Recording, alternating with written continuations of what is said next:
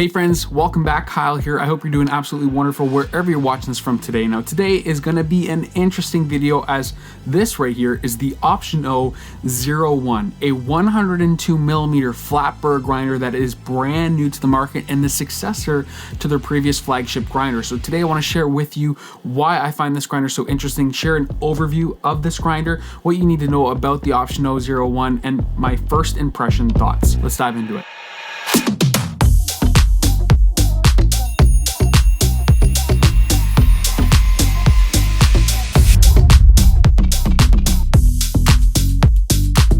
So Option O has been a company that I've reviewed many times on this channel before. In the Lagom Mini, a compact conical grinder, the P64, one of the most popular gold standards for 64mm flat burrs over the past few years, and then the P100 I've claimed is one of my personal favorite grinders of all time. And I would still stand by that statement and enjoy all three of those products. They're products that I've all personally purchased for myself and have used them daily. I understand their products, I understand their design language, they're products that speak to me. That said, there is no affiliation between myself and Option O. Like I said, I purchased all those grinders in the past, but this one right here is a pre-production unit. They actually sent this to me for testing, but to also share my first impressions and an honest review with all of you as my audience. Now, that said, they don't get to see this before you do. There was no money exchange in this process, and typically I don't do things like this, but for an expensive grinder like this, my Patreon can only support grinders so much, so they were gracious to be able to send this to me to test, to share my honest thoughts with you. But again, they do not get to see this before you do. Critical thoughts and criticism is the only way a company can grow, so I always do love sharing my honest thoughts with all of you. But again, for full honesty and transparency, as what you've come to expect from this channel,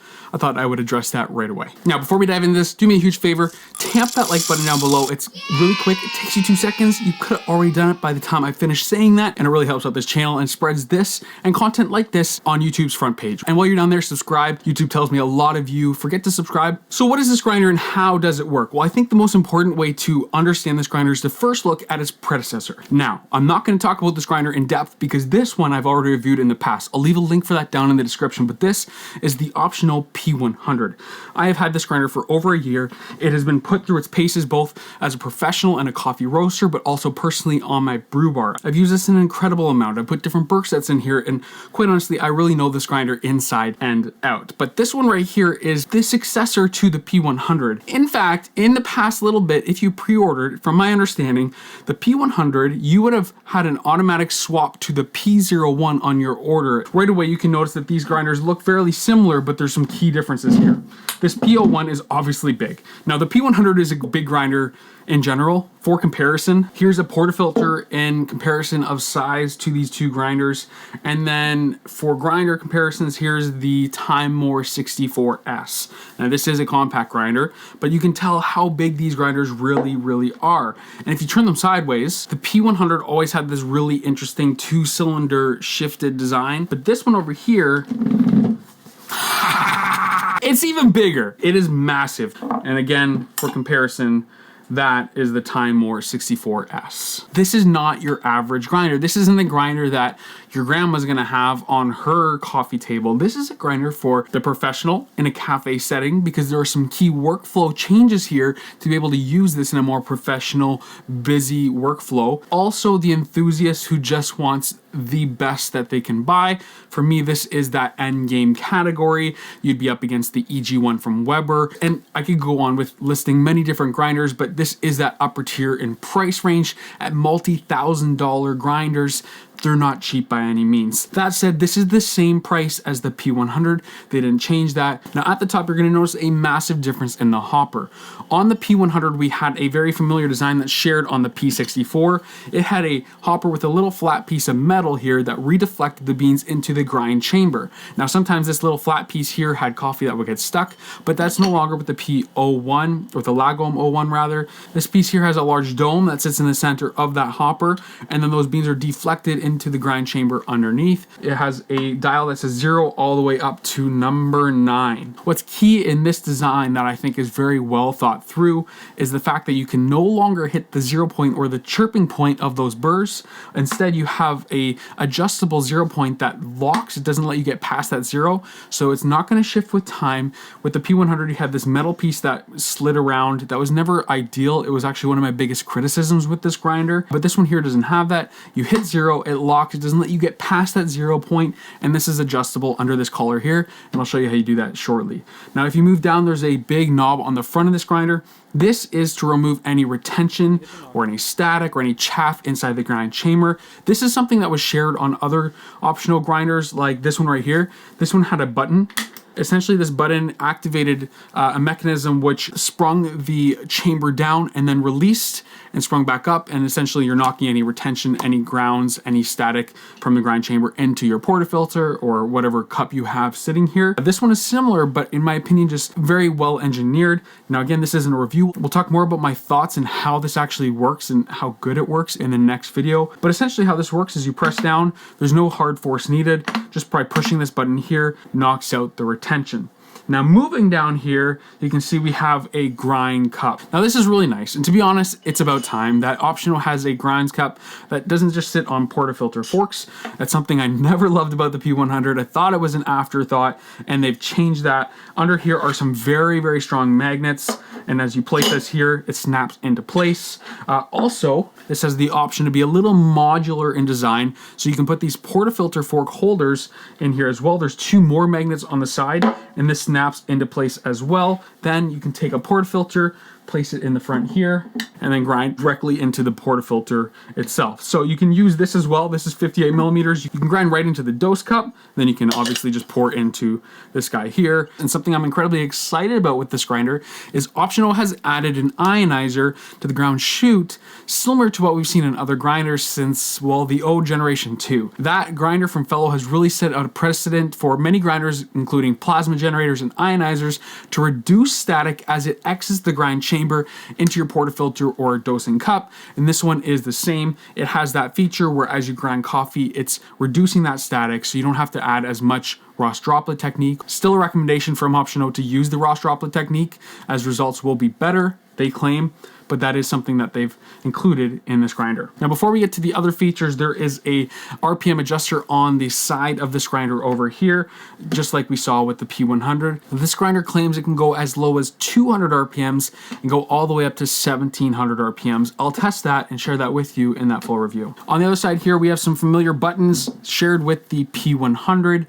One of these buttons is an always on that when activated keeps the motor on as long as needed. And then the top button here turns on the motor at the desired RPM that you have registered, and then it will grind, and then when it recognizes that there's no more coffee to be ground, it will speed up the RPMs and essentially remove any retention or any coffee stuck in the grind chamber and push that into your ground cup. And then again, with the addition of the knocker here, it essentially makes this, at least they claim, a zero retention grinder at 102 millimeters. Speaking of the Burr size, let's dive into this grinder, because this is the part I know many of you guys want to know and see, is the internals of this grinder.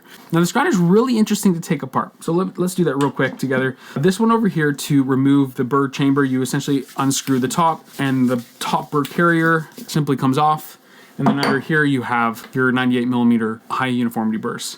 Now this grinder over here is slightly different. What you want to do first is bring the number down to 0. You want to zero this grinder out, and then this pops off like that.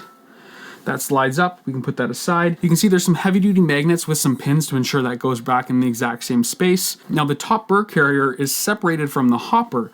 Like I said before, this one was like a single piece here. This one here is a little different.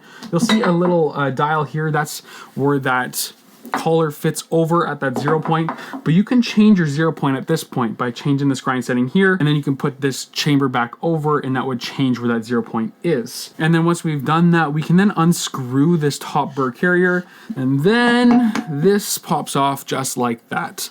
And again, you can see that hopper. There's that piece we talked about earlier. And then underneath here, we have a very similar design. They slide out just like these guys here, without any pieces or any tools needed. It just comes right out. And then we have our top Burrs. Now these, that is a 102 millimeter flat burr from Optional. This is a stainless steel burr set that has no coating. It's a hardened stainless steel designed by Optional. You will notice right away that these have no screw holes versus the 98mm burr set. They have 3 screw holes. So not only are these bigger at 102 millimeters, the outer surface diameter is slightly larger, and because there's no screw holes and there's a slightly larger outer diameter, they claim 18% more cutting surface area on these burrs than that of the 98mm burrs found on the Optional P100. That's a significant amount of surface area difference, 18%.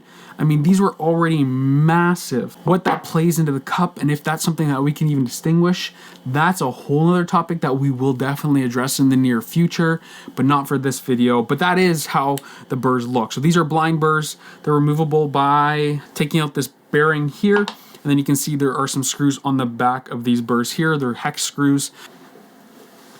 All right, undoing those screws here. It's not the easiest thing to remove blind burrs ever. Okay, there they are there. So there's no magnets or anything like that with these. So these here are the Meissen 98 mils. These are the blind 102s. These are brand new. I haven't used these burrs yet. I'm going to be seasoning these and testing these against the blind burrs to see if I can even tell the difference in a blind taste test. The inner diameter is the exact same. And in terms of geometry, you can see these burrs as well, kind of similar in some ways to like the Lab Sweet cast burrs. These have a long cutting surface on the outer edge. This burr is supposed to be great as a multi-purpose burr, something good for espresso and filter coffee. You can see that there's another blind burr in the bottom, and here you can also see 4 sweeper arms, and its grind chute, its exit area here is also very similar, though this one protrudes here. This one's actually built into the housing around that burr carrier, but otherwise a very familiar design here. The way that the burr carrier sits on top of the lower burr carrier is very familiar. There's no pieces, there's no screws or anything like that. It just sits simply in place, and like other Optional grinders, they claim that there's no alignment needed. We'll confirm that in the review, but that's something that Optional has been very faithful with in the past. At least my grinders out of the box have been really, really well aligned. And to put this back, you put that in there. You're gonna screw this piece on here. Screw this all the way till it's finger tight. And then we're gonna align the sticker with our 0 point here. And then we're gonna place our collar back on top. I think it's time to brew some coffee. I know you want to, I need to. And while I get this coffee prepared and get this grinder ready, let me quickly tell you about the sponsor of today's video, made this video possible, which is Third Wave Water. Now, Third Wave Water is one of the best ways to make your coffee taste even better. You can spend thousands on grinders, but truly, if you don't have good water, that is the core ingredient, other than the coffee beans themselves, to making better coffee at home. And I would recommend, before you spend any money on a better grinder, you take the time to make some better water. That's where Third Wave Water comes in. These are little simple water supplement packets. Right here I have one attached to a little September branded one, but essentially you cut this little packet open, add it to some distilled water. Right here I have their light roast profile, and then I have their espresso machine profile as well.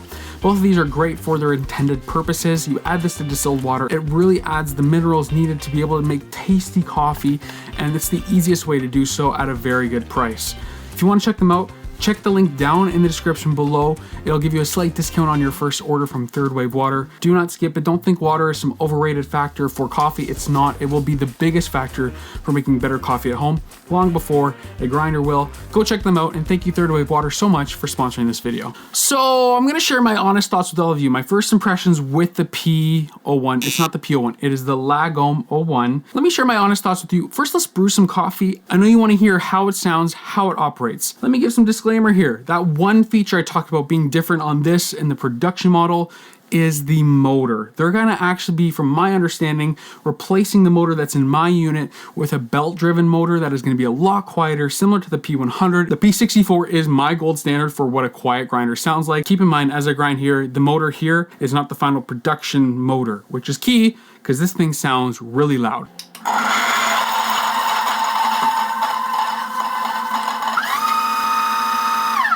That motor allegedly is going to be changing, but in its current state, why is it so loud?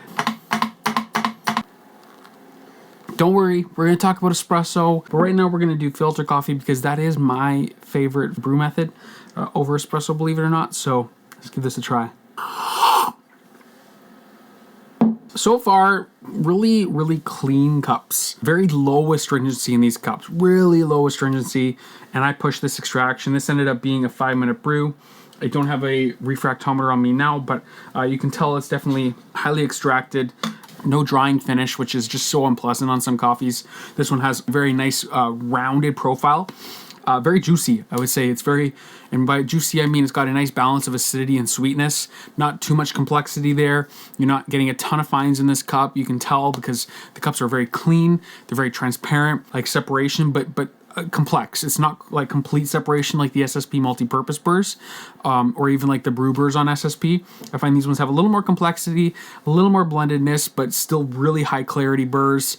I think overall really tasty. So like this cup here, tasting really nice florals, really nice lavenders, but it's got a really nice sweetness that reminds me of honey. Yeah, really nice. You know, even pushing the extraction here, I actually think this cup benefits from it, being just a really lightly roasted natural Ethiopian. For this cup here, it's almost giving me some like watermelon juice too. It's just incredibly sweet. A little strawberry for sure, but that honey sweetness, but not like a sticky honey, just like a really clean honey aftertaste. But up front, it's got this beautiful, nice florality to it. So this cup definitely benefits from a burr sit like this, but you would expect that, you know, 102 millimeter burrs, you would hope that the cups would be good. But how good in comparison to 100 millimeters or 98 mils? How good compared to 64 mils? How's the workflow on this every day? We're going to save all of that for the full review, but let me give you my brief first impressions. So far, this is a massive grinder. I mean, it's absolutely a behemoth. 102 millimeters is definitely excessive for most people, but if you're the person who wants that end game grinder, this is definitely in that category now. Is the workflow better than the P100? Yes. Do I enjoy using it more than the P100? Yes, so far. That may change. The knocker is definitely better, but the sound has got to be changed in my opinion. But the retention so far has been good, and static has been very, very minimal, if non-existent. And with RDT, it's just not an issue. All that to say, I'm excited to share my full thoughts on this. Let me know what you want to know. I'll be reading every single comment down below in that full review, what you want it to be compared to, any thoughts that you want to be shared in the full review. I'll be working hard. We've got a whole slate of amazing videos on the way, including the DF64 Generation 2 full review. Get subbed, hit that like button on the way out, tamp it hard. We'll see you guys all in the next video. Love every single one of you guys. Have a wonderful day. Bye.